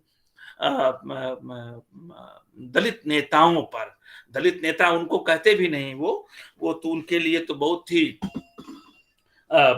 ही तीखे शब्दों का वो इस्तेमाल करते हैं और कहते हैं इनसे अगर आपने उम्मीद बांध रखी है तो कुछ नहीं होने वाला है। वेदवादियों और भेदवादियों, यानी कि पूंजीवाद और धर्मवाद, इन दोनों के साथ इनकी साथ, ये शब्द उन्हीं के हैं, वेदवादी भेदवादी का, उन्हीं के साथ इनकी साठगांठ है। और ये एक जो विराट सपना बना था, हमने देखा था, भाई विराट सपना क्या था? एक व्यक्ति, एक वोट, एक मूल्य। कहा यही तो गया था, जिसके पास 3-3 फैक्ट्रियां हैं, क्या उसके वोट का मूल्य उतना ही होगा जिसका जो रोज मजदूरी करके पेट भरता है? 3 फैक्ट्रियों वाले के पास तो 300 उसके वोट की वैल्यू होनी चाहिए, और जो मजदूर है उसका तो वोट नहीं होना चाहिए, जिसके रहने का ठिकाना नहीं, जिसका कोई स्थायी पता नहीं, आज यहाँ है कल वहां है। लेकिन एक यूटोपिया, एक ऐसा कहें कि असंभव सा लगने वाला, भारत में खास तौर से एक जो परिकल्पना है कि हर व्यक्ति के पास एक वोट होगा और उसका एक ही मूल्य होगा, एक इंडिविजुअल, एक वोट और एक वैल्यू। ये चीज संभव हो गई तो ये सबसे बड़ा कहें कि थ्रेट था उनके लिए, जो गैर बराबरी के पोषक थे। इसलिए अपने इस कविता के समापन के उसमें आते हैं लीलवान जी, तो फिर वो आह्वान करते हैं, और समापन में नहीं, मतलब मध्य से ही करने लगते हैं कॉमरेड्स से, कि तुमने तो अभी तक बालू में सिर घुसा करके क्या हासिल किया है? संकट सामने आया है, सिर बाहर निकालो और एक एका स्थापित करो, एक कहें कि एक साझापन विकसित करो। अब शुतुरमुर्गी जो है प्रवृत्ति, उससे तुम भी मारे जाओगे और दलित भी मारे जाएंगे, दोनों ही मारे जाएंगे, बचेगा कोई नहीं। इसलिए अब जरूरी है कि वो कहते हैं कि अब जरूरी है कि अब यहाँ से बाहर आओ, यहाँ से बाहर आओ और अपने वर्ग संघर्ष की परिभाषा को भी बदलो, इस जमीन के, इस आबोहवा के, इस संस्कृति के अनुकूल।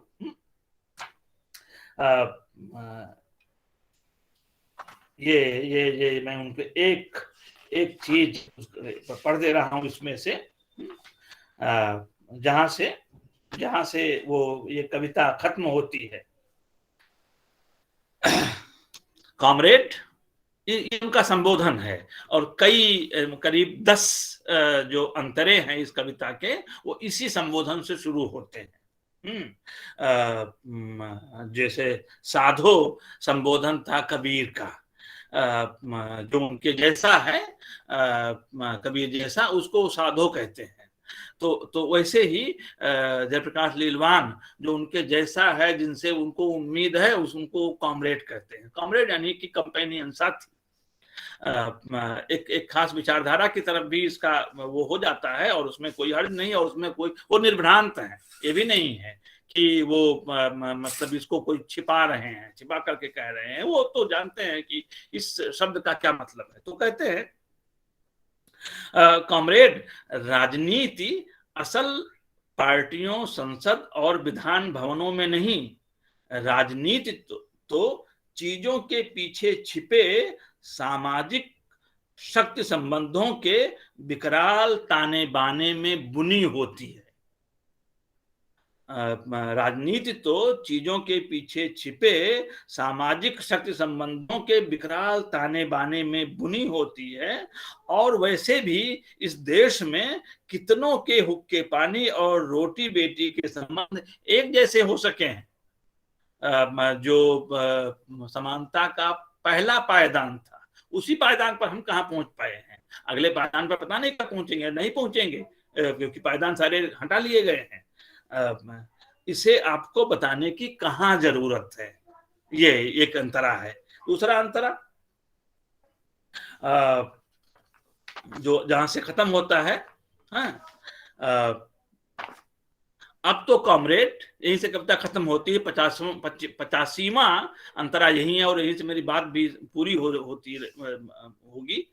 अब तो कॉमरेड हमें अपने पूरे लाव लश्कर को लाकर और लेकर सुचिंतित तरीके से शब्दों को, वाक्यों को, इस विन्यास को आप देखेंगे गढ़ा गया है, रचा गया है, और उसी तरह से उसी संजीदगी के साथ ये कविता पढ़े जाने की मांग करती है।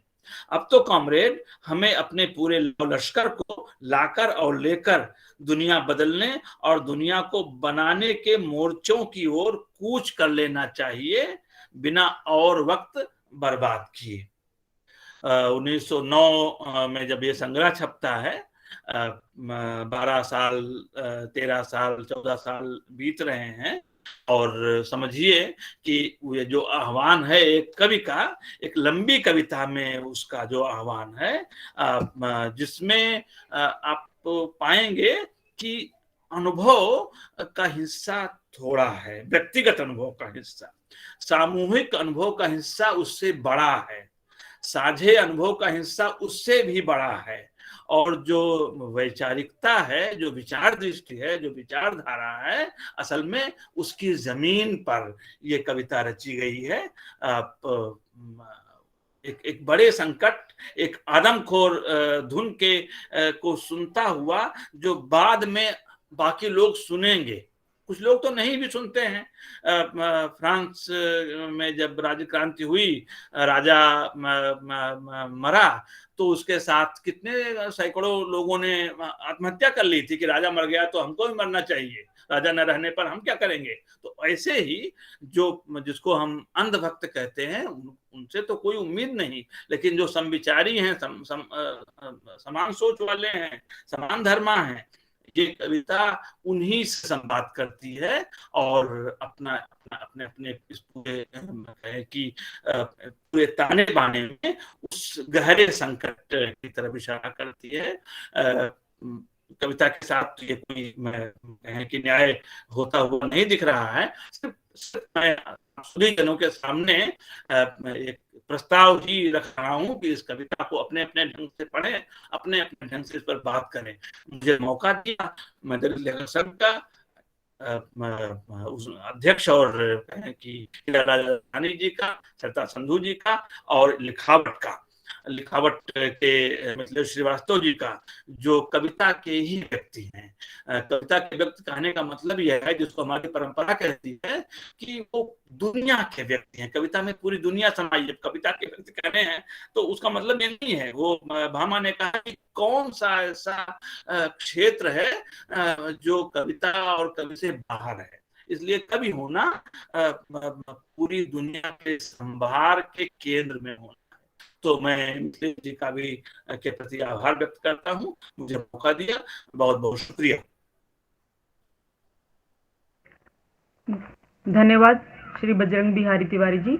एक जिज्ञासा मेरे मन में उठी है, मतलब हालांकि मैं तो इंग्लिश स्कॉलर हूँ, मैं साहित्य से जुड़ी हुई हूँ, लेकिन कुछ मैं अभी आपसे ये जानना चाहूँगी, बाकी जो हमारे दर्शक हैं, ज़रूरी नहीं है कि वो सब भी साहित्य से जुड़े हों या हिंदी साहित्य बहुत ज़्यादा पढ़ा हो या इंग्लिश लिटरेचर पढ़ा हो, लेकिन हमारे कार्यक्रम के साथ कुछ और लोग जुड़े हैं, मैं उनका स्वागत करना चाह रही हूँ। पहले अमित राय जी हैं, सुनीता राजस्थानी जी हैं, और डॉक्टर राजेश पाल जी हमारे कार्यक्रम से जुड़े हैं, डॉक्टर वंदना भारती जी हैं, और शुभम शाक्य जी हैं, भगवान साहू जी हैं, उपेंद्र कुमार जी, श्रवण गुप्ता जी, हेमलता जी हैं, डॉक्टर MN गायकवाड़ जी भी हैं हमारे साथ में, और सत्यपाल सिद्धार्थ जी, संजीव कौशल जी हैं, और राजेश कुमार यादव जी हैं, प्रकाश चौरसिया जी हैं और चंद्र निगम जी, रितु नौटियाल जी और डॉक्टर प्रद्युम्न सिंह जी जो हमारे कार्यक्रम के साथ जुड़े हुए हैं। मैं आप सभी का भी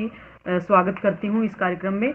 थोड़ा सा और जानना चाहेंगे अपने बाकी जो हमारे साथी हैं उनकी तरफ से, कि जैसे आपने बताया कि जयप्रकाश लीलवान जी की जो कविता आपने बताई 50 पृष्ठों की और 85 अंतरे हैं जिसमें, क्या उसे एक लंबी कविता की श्रेणी में रखा जाएगा या एक महाकाव्य के रूप में उसे रखा जाएगा? जैसे कि इंग्लिश लिटरेचर की अगर हम बात करें तो जॉन जॉन मिल्टन की जो बुक्स हैं, paradise lost and paradise regain, तो उन्हें हमें हमें हम कहते हैं कि उन्हें एपिक की श्रेणी में रखा गया। एपिक है वो, यानी कि महाकाव्य है। और इसके अलावा कुछ और कविताओं के नाम, जैसे कि भवानी प्रसाद मिश्रा जी की है सतपुड़ा के जंगल, जो कि हमने अपने स्कूल के टाइम में सिलेबस में पढ़ी थी, तो उनमें उसमें सिर्फ 12 ही अंतरे हैं। तो उसे लंबी कविता की श्रेणी में रखा जाएगा। और नए जो लेखक हैं, आलोक धनवा जी हैं, उनकी कविता है भागी हुई लड़कियां, और वीरू सोनकर की जी की एक उज्जड़ का बयान, ये भी 10 से 15 पैराग्राफ के बीच में है। तो आपने जैसे इसमें बताया कि 50 पृष्ठ की है, तो ये पूरी एक पुस्तक हो गई। तो आप क्या कहेंगे इसे, कि इसे लंबी कविता की श्रेणी में रखा जाएगा कि किसे महाकाव्य के रूप में रखा जाएगा? हाँ, बहुत बहुत शुक्रिया सरिता जी, ये सवाल होना ही चाहिए था। देखिए, दो चीजें होती हैं। एक तो कविता रची किस तरह से गई है। महाकाव्य के लिए जो शर्तें होती हैं, जिसके उसके लिए जो कहानी होनी चाहिए, नायक होने चाहिए, सर्ग में बटा हुआ होना चाहिए, वो तो वो एक पारंपरिक जो है विधान है। जैसे मान लीजिए भीमायण लिखा गया या भीमचरितमानस लिखा गया, वो महाकाव्य की श्रेणी में आएगा। ठीक है, वो शब्दों में बटा हुआ है और वो कहानी चलती है, इसमें कोई कहानी नहीं चलती। और इसको कवि जो है वो लंबी कविता के रूप में ही देखता है। कवि भी देखता है और कवि के आलोचक भी देखते हैं। ऐसा होता तो ये मान लीजिए निकाल करके इस कविता को एक अलग किताब बना दे तो फिर बात दूसरी बनती है कि उस पर हम सोच सकते हैं कि हाँ ये, लेकिन ये कुल संग्रह 128 पृष्ठों का है और कवि ने इसको लंबी कविता के रूप में ही प्रस्तुत किया है। अलग से इसको, ये ठीक है, ये बड़ी कविता है और इसके इसी के शीर्षक को शीर्षक बनाया है। लेकिन लेकिन लेकिन ये मतलब प्रबंध काव्य या महाकाव्य या जो पारंपरिक अभिधान है, नाम है, उनमें नहीं इसको रखा जाएगा।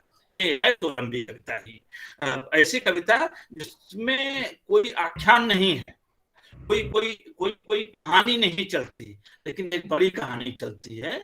समाज किस तरह से कहें, कौन सी करवट में, समाज का मतलब दुनिया किस करवट की तरफ जा रही है। तो और उसमें दलित कहाँ है, हिंसा की क्या स्थिति है, जो स्ट्रक्चर्ड वायलेंस है, जो है, वो कितनी भयावह है इन सब चीजों के साथ। तो वो जो विधान, मतलब मुझे लगता है जो विधान है वो लंबी कविता का ही विधान है।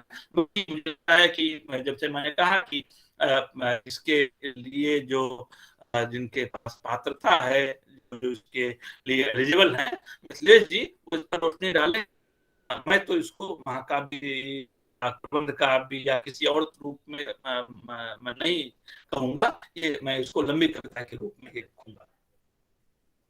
जी जी शुक्रिया सर। हाँ जी, वैसे तो देखिए मुझे तो मालूम ही था, लेकिन मैं बाकी जो हमारे दर्शक जुड़े हुए, हमारे साथी जुड़े नहीं हैं, नहीं, जरूरी हाँ जी, उनके लिए आपके ही मुंह से निकलवाना चाह रही थी कि क्योंकि आपने अपने व्याख्यान में ना अभी बताया नहीं कि महाकाव्य में और लंबी कविता में क्या डिफरेंस था, तो मैं वो जान, बाकी सब भी जान जाएं, तो इसलिए मैंने ये सवाल पूछा। और महाकाव्य जो है तो वो तो उसमें एक कहानी होती है और बहुत सारे पात्र भी होते हैं उसके अंदर, तो एक कहानी शुरू से लेकर अंत तक वो चलती रहती है, तो वो महाकाव्य अपने आप ही बन जाता है। तो ये लंबी कविताएं ही हैं, और जो कुछ कविताएं 10-12 पैराग्राफ की थी वो भी लंबी कविताओं की श्रेणी में ही आती हैं। ये कुछ ज्यादा ही लंबी कविता है। तो हाँ हाँ, कुछ लोगों ने अपने हाथ, वंदना जी हैं, सत्यार्थ साहब हैं, अनिरुद्ध हैं, तो बाकी मैं नहीं, तो लाल जी देंगे। जी, मुझसे से जुड़ा हुआ अगर कोई सवाल है तो जरूर मैं रहूंगा, बाकी तो मैं सुनने के लिए हूँ। धन्यवाद सर। अब मैं श्री मिथिलेश श्रीवास्तव जी को आमंत्रित करना चाहूंगी मंच पर। जैसा कि बजरंग बिहारी जी ने बताया कि मिथिलेश जी भी खुद कवि हैं और कविता के बारे में बहुत उनको ज्ञान है, तो उनके ज्ञान की सामग्री में से हम भी कुछ लेना चाहेंगे। तो मिथिलेश श्रीवास्तव जी, आपका स्वागत है। आप आज के जो हमारा विषय है उसके बारे में आप अपनी विशेष टिप्पणी रखें। स्पीकर ऑन कर लीजिए सर। मिथिलेश जी। सभी साथियों को नमस्कार। बजरंग बिहारी तिवारी जी का आभार। इतना महत्वपूर्ण और विद्वतापूर्ण संभाषण उन्होंने दिया और बहुत सारे जरूरी सवाल उठाए। अभी देखिए, यूक्रेन के युद्ध से जो चीखें आ रही हैं, वो मन बिल्कुल अशांत है। कौन कितना बलशाली है, कौन कितना आतंक मचा सकता है, विध्वंस कर सकता है, मेरे मन में अभी ये सब बातें चल ही नहीं रही हैं। मैं तो देख रहा हूँ कि अभी देखिए, गुड़गांव में एक बिल्डिंग में आ, एक मंजिल से छत गिरनी शुरू हुई तो नीचे तक छत गिर गई। और मुझे लगा कि ये छत बनाना कितना असंभव काम है, और जिन लोगों ने ये असंभव काम किया होगा उनका जीवन अब कैसा होगा। तो यूक्रेन को लेकर के भी मेरे मन में यही सब बातें चल रही हैं कि जो लोग शांति अ, से रह रहे होंगे, जिनका परिवार होगा, बच्चे होंगे, इस युद्ध के काल में या तो वो मर गए होंगे या फिर सड़क पर आके बैठे होंगे। तो यह कोई अच्छा समय नहीं है। अभी तो हम जान ही नहीं पाएंगे कि युद्ध किसने भड़काया, किसने उकसाया। बस अभी यही दिखाई दे रहा है कि एक शक्तिशाली देश अपने पड़ोसी देश पर हमले कर रहा है और लोग मर रहे हैं। मरने वालों की संख्या भी ठीक ठीक से हम नहीं जान पाएंगे। हम तो हिंदुस्तान में कोरोना की संख्या भी नहीं जान पाए कि कितने लोग सचमुच मरे। सरकारें छुपाती हैं, छिपाती हैं। तो अभी मन में वही सब बातें चल रही हैं। लेकिन एक खतरे की ओर जो बजरंग जी ने इशारा किया, वो बहुत माकूल इशारा है। बहुत टाइमली टाइमली जो कहते हैं, समय से किया गया इशारा है कि आपको संविधान, दलित को जो जो संरक्षण और आरक्षण संविधान देता है, भारतीय संविधान देता है, उस संरक्षण पर संकट आने वाला है, उस आरक्षण पर संकट आने वाला है। ये बहुत टाइमली इशारा किया है बजरंग जी ने। अब इससे हम लोग कैसे लड़ेंगे, ये हमें सोचना होगा कि इस तरह जो बिना कहे, जो साजिश के तौर पर ये चीजें हो रही हैं, उनके बारे में हम सबको, आपको सोचना पड़ेगा और रास्ते बनाने पड़ेंगे। और ये बात, बजरंग जी की बात सबको याद रखनी होगी, क्योंकि समय बहुत निकल चुका है और स्थितियां तेजी से बदल रही हैं। यहाँ भी हम एक युद्ध लड़ ही रहे हैं। ऐसा नहीं है कि हम यहाँ शांति में हैं। हम रोज भय महसूस करते हैं। तो उसके लिए भी एक विचार होना चाहिए कि इस साजिश के खिलाफ आप कैसे रास्ता बनाएंगे। महा आख्यान या महाकाव्य के बारे में तो अभी बनी बनाई लीक ये है कि एक नायक होता है जो कई स्थितियों से गुजरता है और उन सारी स्थितियों को उसका नायकत्व जोड़ता है। एक स्थिति से निकलकर दूसरी स्थिति, दूसरी से तीसरी स्थिति, और नायक वही होता है। और हमारे यहाँ जो भी प्रबंध काव्य हैं, उसमें इस तरह के एक नायक को हम देखते हैं। जैसे मान लीजिए रामचरितमानस है तो उसमें राम हैं, चाहे वो अयोध्या में हो या जंगल में हो या समुद्र के किनारे, उनका नायकत्व तो चल रहा है, शूरवीरता देख रहे हैं हम। लेकिन उसमें और भी नायक हैं। जैसे राम को श्रीलंका जाना है सीता को आजाद कराने, तो जिन लोगों ने समुद्र में पत्थर फेंक कर पुल बनाया, वो भी कम महत्वपूर्ण नायक नहीं है। तो यह भी एक एक तरह की साजिश ही है कि हम नायक को कैसे पहचानते हैं। मेरी दृष्टि में जो हिंसा बर्दाश्त करते हैं, जिन पर हिंसा होती है, जो शोषण के शिकार होते रहे हैं, आर्थिक विपन्नता जो झेलते हैं, भूमिहीनता झेलते हैं, तो जो ये इतनी सारी चीजें जो झेलता है, उसकी उपस्थिति, अनवरत उपस्थिति भी एक महाकाव्यात्मक नायक जैसा ही है। उस महानायकत्व को भी हमने नजरअंदाज किया है। जिसके बारे में अभी बजरंग जी कह रहे थे कि दलित कविता में भी इस तरह का प्रबंध काव्य या लंबी कविता, सब बेहतर होगा लंबी कविता। हम लोगों के समय में लंबी कविता का ही प्रयोग किया जाता है। तो लंबी कविता दलित साहित्य कवियों ने भी लिखा है। बजरंग जी ने कई रेफरेंसेस दिए, संदर्भ बताए।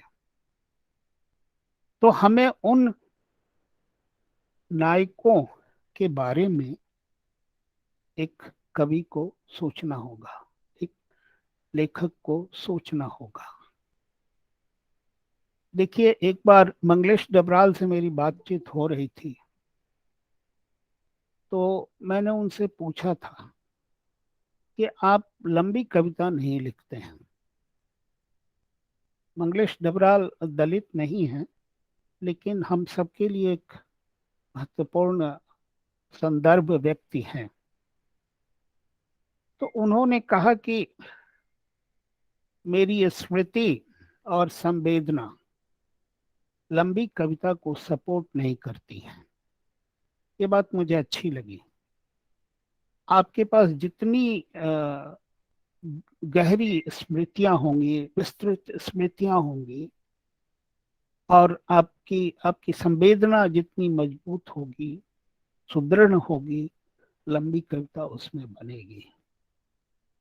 हिंदी की मुख्य धारा की कविता में वो स्मृति और वो संवेदना विस्तार नहीं पाई है। मुक्ति बोध के बाद उसका विस्तार नहीं हुआ है। हम लोगों ने अपनी स्मृतियों को मॉडिफाई कर दिया है।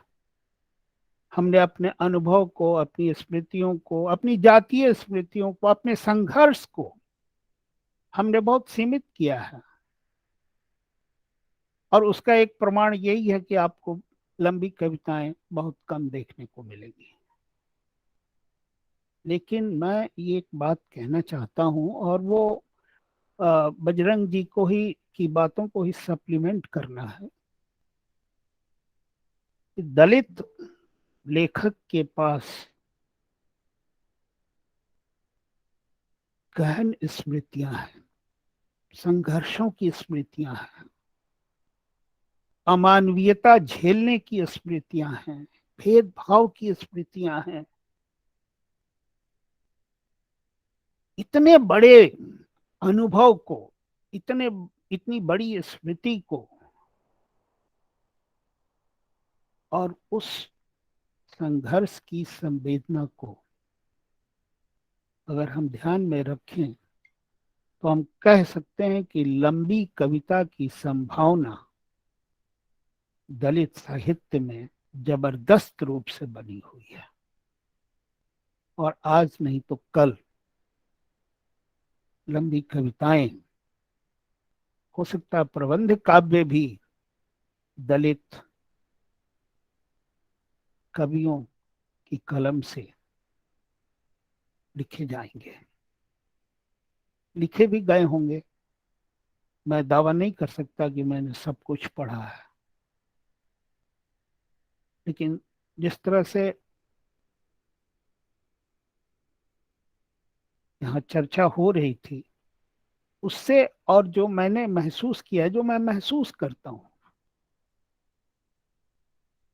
उसमें लंबी कविता की संभावना है, बनी हुई है, और वो संभावना बनी रहेगी और वो आएगी, वो आएगी, और हम उसका स्वागत भी करेंगे और उसको पढ़ेंगे भी। और ये मत कहिए कि जो शोषण सहता है वो महाकाव्य के पात्र के नायक जैसा नहीं होगा, वही नायक है। और ये बात तो हमने आजादी के बाद ही समझी है, बल्कि हम रोज समझ रहे हैं। उस नायक को हम भूलना नहीं चाहेंगे, हम याद करना चाहेंगे। और वो नायक जब कविता में आएगा वो बहुत बड़ा नायक होगा, जिसने पल पल, तिल तिल यातनाएं सही हैं, अपने सामाजिक जीवन में उपेक्षा सही है। सबसे बड़ी बात है हिंसा। ये सारी जितने तरह की हिंसा की कल्पना आप कर सकते हैं वो दलित स्मृति में है। तो मैं अब बजरंग जी का आभार व्यक्त करता हूँ, और मैं इन्हीं शब्दों के साथ मैं सरिता जी को कहता हूँ कि इस कार्यक्रम को इसके समापन की ओर ले जाएं। धन्यवाद सरिता जी। धन्यवाद श्री मिथिलेश जी। अब मैं श्री हीरालाल राजस्थानी जी को आमंत्रित करना चाहूंगी कि वो अपने सार संदर्भ वक्तव्य के लिए आप मंच पर आएं और इस कार्यक्रम को समापन की तरफ ले जाएं। श्री हीरालाल राजस्थानी जी, आपका स्वागत है। इसी बीच डॉक्टर राजकुमारी जी जो दलेस की अध्यक्षा हैं वो कार्यक्रम के साथ जुड़ी हुई हैं। डॉक्टर राजकुमारी जी, मैं आपका स्वागत करती हूँ इस कार्यक्रम में।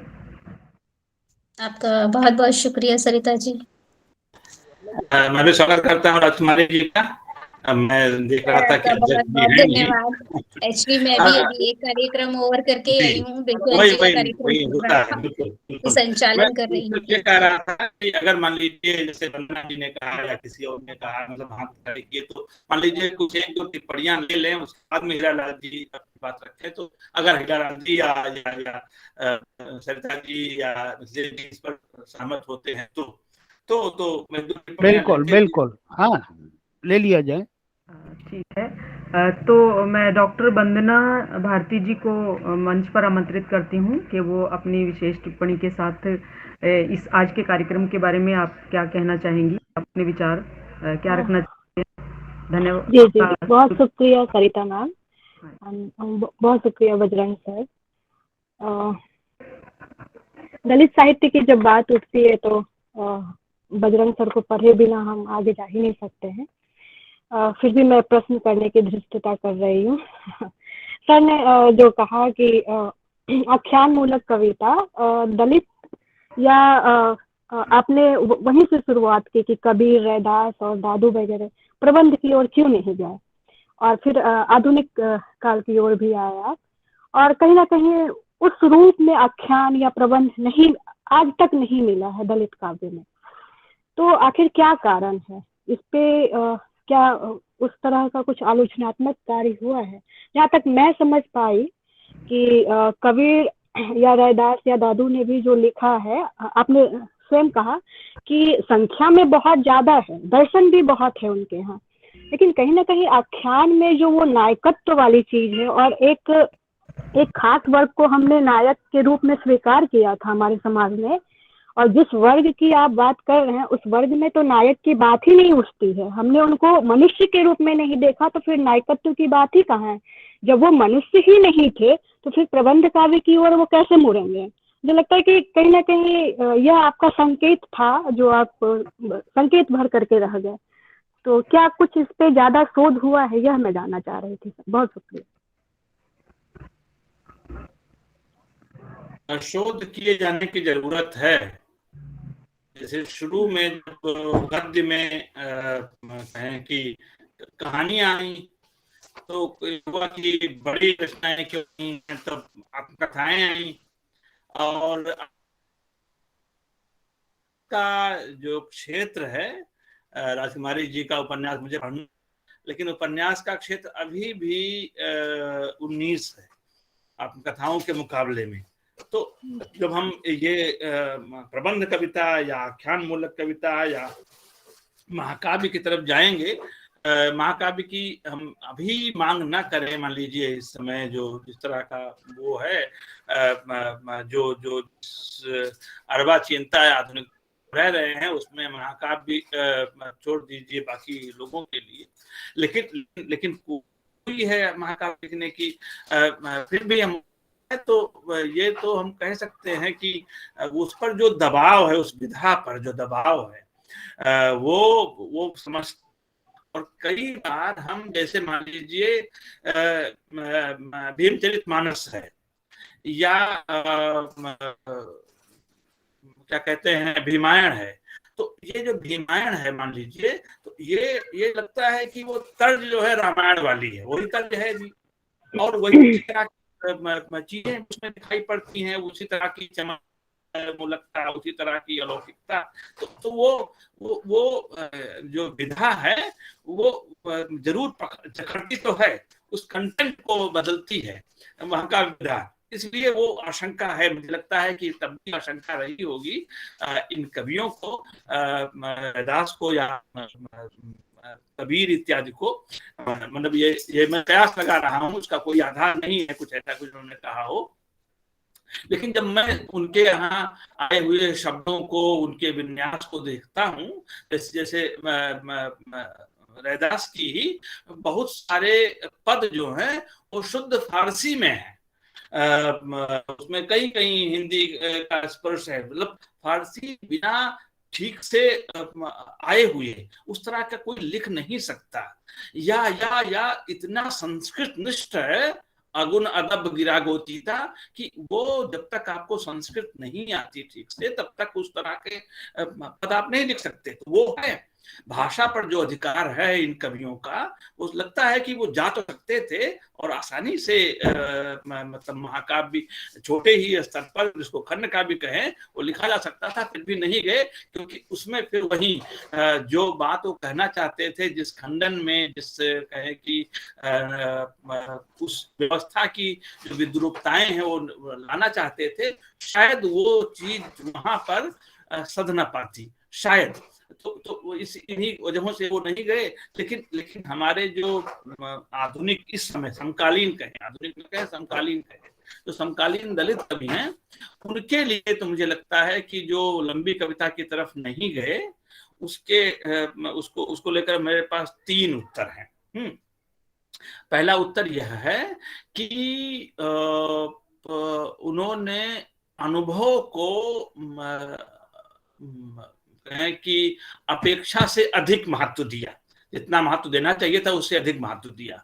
अनुभव के साथ जिसको जो मैंने कहा ना कि एक ऑब्जर्वेशन का मामला और एक आइडियोलॉजी का मामला, उसकी तरफ उनका नहीं जोड़ रहा, क्योंकि उसके लिए जिस तैयारी की जरूरत थी वो अवकाश नहीं था।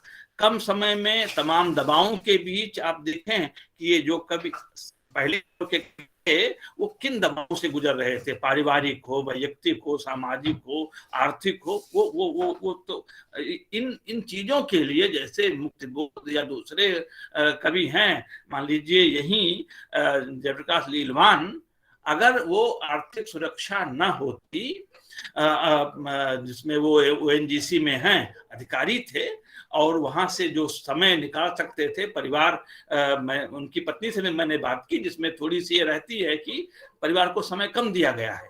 तो ये कविता, इसकी तैयारी में बहुत समय जाता है, क्योंकि आपको अब तक भूमंडलीकरण से जुड़ी हुई जो विमर्श हुए हैं, वैश्वीकरण से जुड़े हुए जो उसके आर्थिक पक्षों पर काम हुए हैं, उन सबसे अवगत होना है। जो राजनीतिक उठापटक हुई है दुनिया भर में, उस पर मीडिया स्टडीज पर आपको जानना होगा, क्योंकि जिस तरह की तैयारी इसमें है, तो वो तैयारी का भी एक मामला होता है। अनुभव पर बल और तैयारी के लिए जो समय है वो दूसरा, और तीसरा कि जब उससे कम श्रम करके, क्योंकि ये तो एक जिम्मेदारी पाठकों पर भी आती है, हम आलोचकों पर भी तो आती है ना, कि जब उससे कम श्रम करके सिर्फ अनुभव के आधार पर आप कविता लिख करके चर्चित हो सकते हैं, तो कौन इस रिगरस उसमें जाए, इलाके में जाए, तो वो भी एक कारण हो सकता है। तुरंत फौरी जो है चीजें समझ में आती हैं, और मैं मतलब उसी को पेश कर सकता हूँ।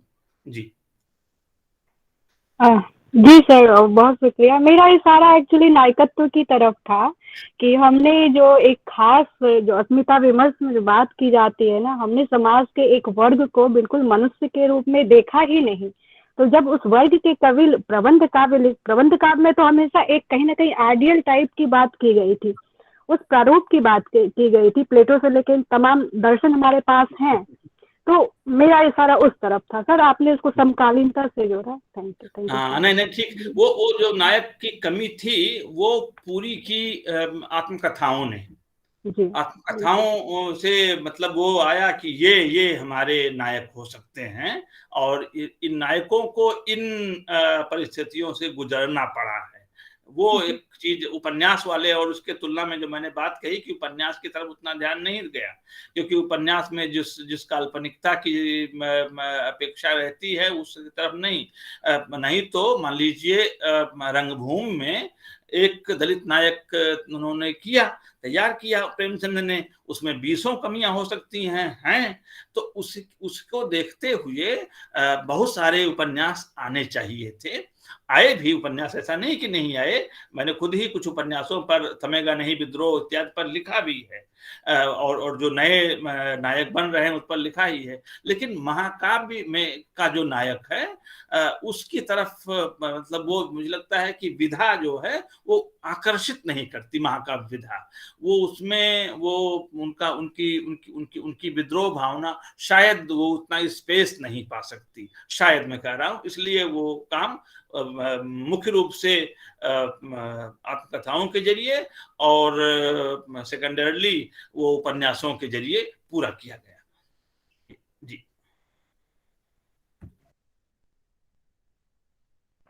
शुक्रिया बजरंग सर, थैंक यू वंदना जी, आपने बड़ी अच्छी तरह से शिरकत की कार्यक्रम में। और अब मैं श्री हीरालाल राजस्थानी, जो संरक्षक हैं दलित साहित्य दलित लेखक संघ के, उन्हें मैं आमंत्रित करना चाहती हूँ कि वो अपने इस कार्यक्रम को आज समराइज करेंगे।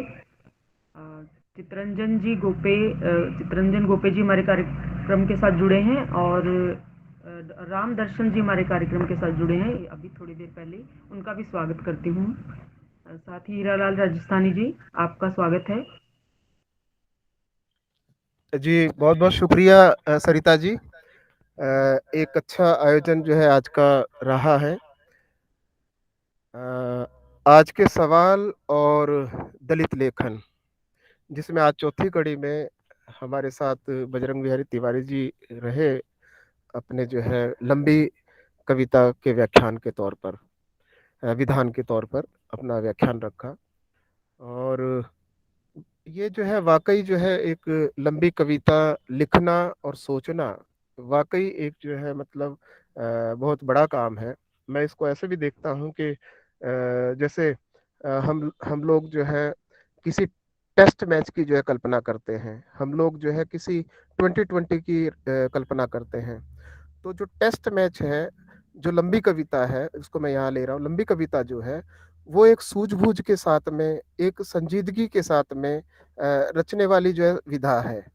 उसमें हम जैसे जिस तरह से कहानियाँ गढ़ते हैं, जिस तरह से उपन्यास हम गढ़ रहे हैं, एक आत्मकथा जिस तरह से गढ़ी जाती है, उसी तरह से ठीक जो है जो लंबी लंबी कविता का जो विधान है, वो पूरी वैचारिकी को आत्मसात करते हुए जो है लिखी जाती है। और यहाँ पर तो मैं ये कहूँगा कि हमारे साथ में अध्यक्ष जुड़ी हुई हैं राजकुमारी जी, उनको सादर जय भीम। और जो है और बहुत से साथी हैं, उनको सभी को। तो यहाँ यहाँ पर जो बात जो है बजरंग जी ने उठाई है लीलवान जी की, तो लीलवान जी को मैं भी पर्सनली जानता था, हमारे कार्यक्रमों में वो आते रहे थे, और उनका लगभग सारा साहित्य मेरे पास है, मैंने पढ़ा है।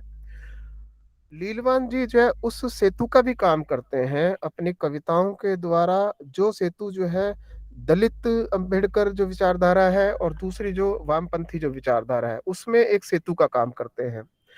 तो ये जो है एक बड़ी बात है कि उन्होंने अपने समय में जो है इन दोनों दोनों जो कहें कि विचारधाराओं को जो है समविचारी समझा, और समविचारी समझकर ही जो है उन्होंने जो अपनी कविताएं जो गढ़ी हैं, जिस अंदाज में गढ़ी है, आप जो है उनकी उनकी तुलना जो है पूरे जो हमारे रहे हैं, मलखान सिंह जी रहे हैं, चाहे से जो है जयप्रकाश जी रहे हैं, या स्वराज सिंह बेचैन जी की बात अभी आपने की, ये जितने भी जो बड़े कवि रहे हैं, उन कवि से जो है कहीं भी जो है वो कहीं परे हट के बात नहीं करते हैं। लेकिन वो जो एक जिस तरह से इंसानियत के रूप में मजदूर वर्ग की बात भी उठाते हैं, तो वो जो सामाजिक जो है आंदोलन की भी बात उठाते हैं। यहाँ पर एक विशेष बात जो लीलवान जी को अलग करती है, ये तो है ही कि उन्होंने लंबी कविता 50 पेज की कविता लिखी है, समय की आदमखोर धुन धुन जो है, आदमखोर धुन। एक और बात है जो लीलवान जी को दलित लेखन में जो कवि खास तौर से जो जुड़े रहे, उनमें वो नहीं है और उनमें है, वो है कि सामाजिक परिप्रेक्ष्य के साथ साथ में वो राजनीतिक पहलुओं को भी लेते हैं। तो ये जो है लीलवान जी एक मुकम्मल जो है खाका खींचते हैं कविताओं के जरिए।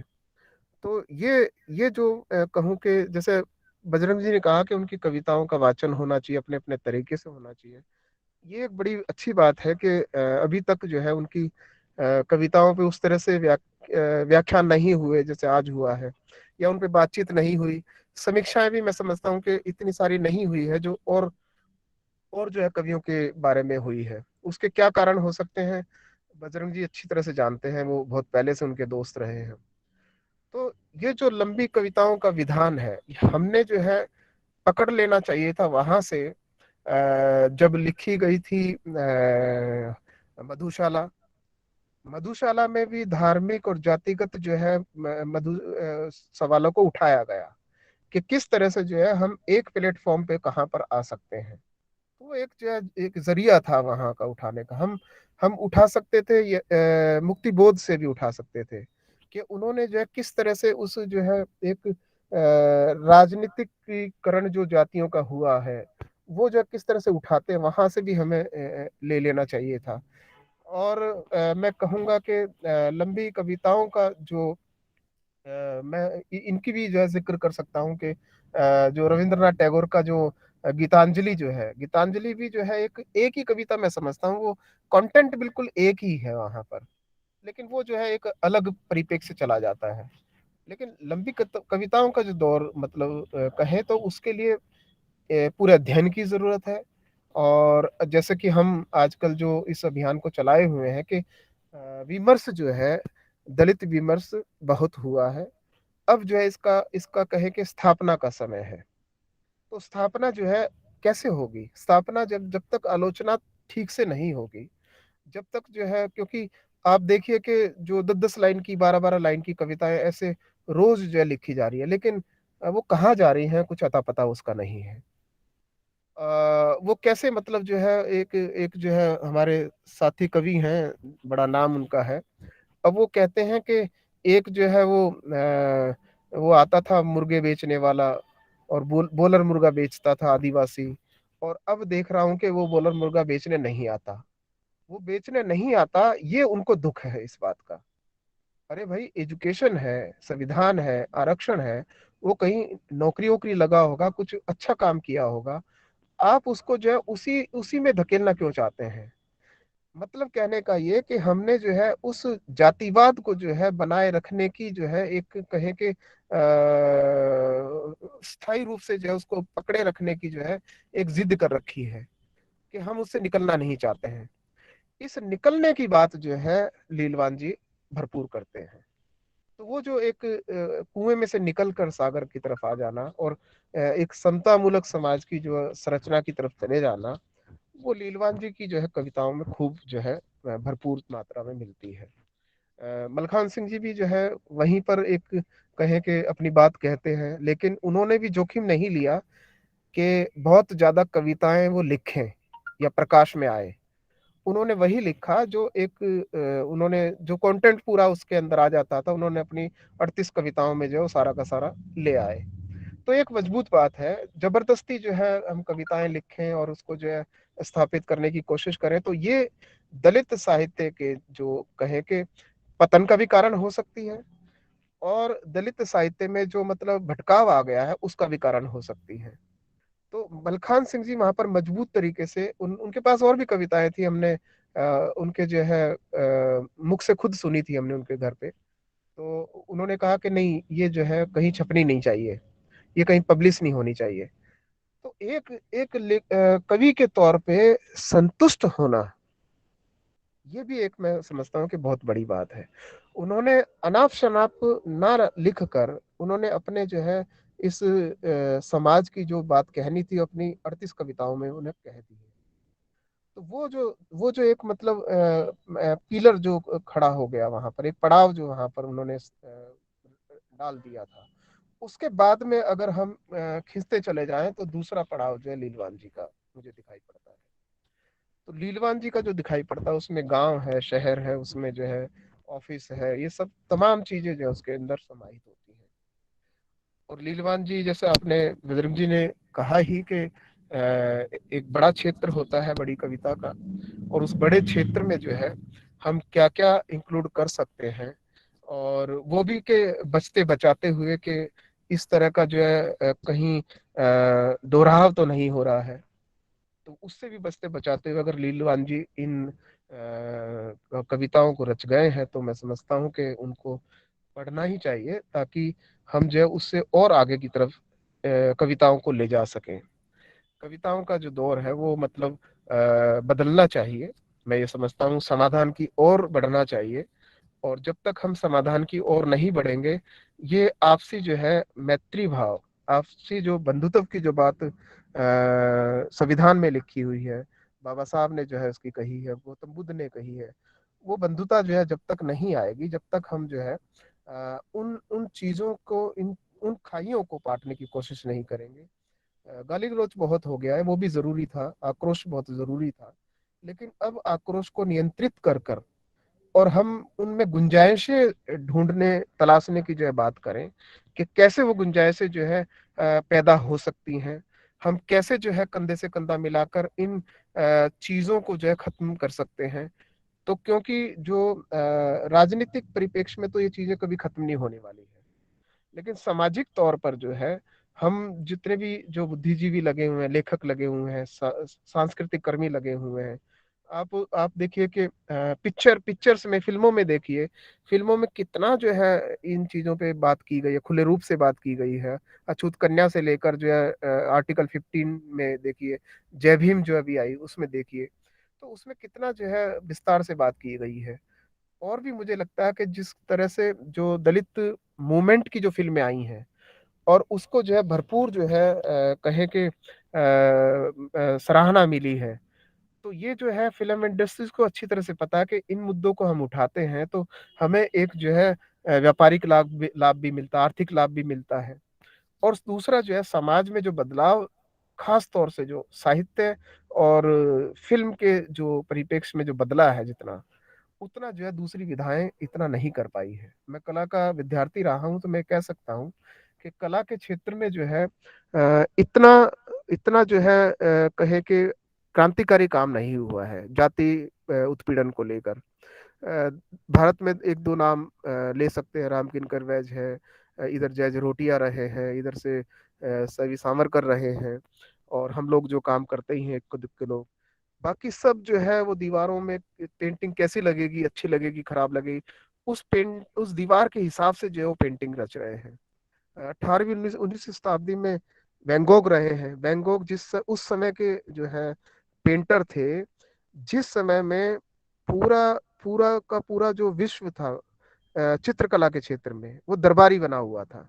उस समय में जो है वैन गोग जो है दलितों की बात कर रहे थे, किसानों की बात कर रहे थे। दलित जो है वो जो आलू उबाल के खा रहे हैं वो उनको बना रहे हैं। उनके जूते किस तरह के जो फट जाते हैं, उनके जूते किस तरह कामगार लोगों के जो परिश्रम करके मैले कुचेले या आंखें निकल जाती हैं जूतों में से, वो बना रहे हैं। वो खेत खलियान बना रहे हैं। वो उस जो है कहें कि धार्मिक और राजनीतिक परिप्रेक्ष्य को छोड़कर। तो ये जो कहीं कहीं जो निकल के जो आता है अलग अलग क्षेत्र से, हमें उन पे बात करनी चाहिए। जब तक जो है उन विषयों पे बात नहीं करेंगे, कला के क्षेत्रों से वो चीजें निकाल के सामने नहीं रखेंगे, तो कलाकार भी प्रोत्साहित होने वाले नहीं है। तो ये जो बड़ी बड़ी जो कहे कि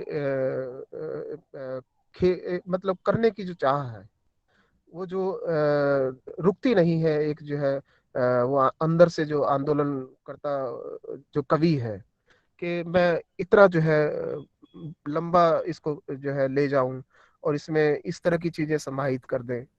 तो ये जो है मैं समझता हूँ कि बहुत ही जरूरी एक आज गोष्ठी हुई है, और बजरंग जी ने वाकई जो है एक शुरुआत से लेकर और अभी तक का जो खाका इन्होंने तैयार किया, काबिले तारीफ है। मैं इनका शुक्रगुजार रहूंगा कि आप आए और इसको जो है पूरी तैयारी के साथ में हम लोगों के सामने रखा। तो बहुत बहुत धन्यवाद। तो आज का कार्यक्रम काफ़ी लंबा हो गया, तो अब कार्यक्रम के समापन की तरफ बढ़ते हैं। मैं आप सभी लोगों का धन्यवाद करती हूँ। श्री बजरंग बिहारी तिवारी जी, श्री मिथिलेश श्रीवास्तव जी, हीरालाल राजस्थानी जी, डॉक्टर राजकुमारी जी अध्यक्षा दलेस, और डॉक्टर वंदना जी जो मुझे अभी सामने नज़र आ रहे हैं, कमलाकांत जी, और एडवोकेट अनिल संधू जी हैं, और साथ में अजय कुमार जी हैं जो कार्यक्रम के साथ शुरू से जुड़े हुए हैं, आयुष कुमार जी हैं, चित्रंजन जी हैं, और श्रवण गुप्ता जी हैं, और सुनीता जी हैं। मैं आप सभी का इस कार्यक्रम में शामिल होने के लिए तहे दिल से धन्यवाद करती हूँ। और आगे के जो कार्यक्रम रहेंगे आप सबको सूचना भेज दी जाएगी। अभी कल के लिए तो इस श्रृंखला में कोई ऐसा कार्यक्रम नहीं है। आप सबका धन्यवाद। तो मिथिलेश श्रीवास्तव जी कार्यक्रम को समापन करने की इजाज़त दीजिए। शुक्रिया मैम, बहुत बहुत शुक्रिया सर। बजरंग सर बहुत बहुत शुक्रिया। मैंने बजरंग सर का लेक्चर मिस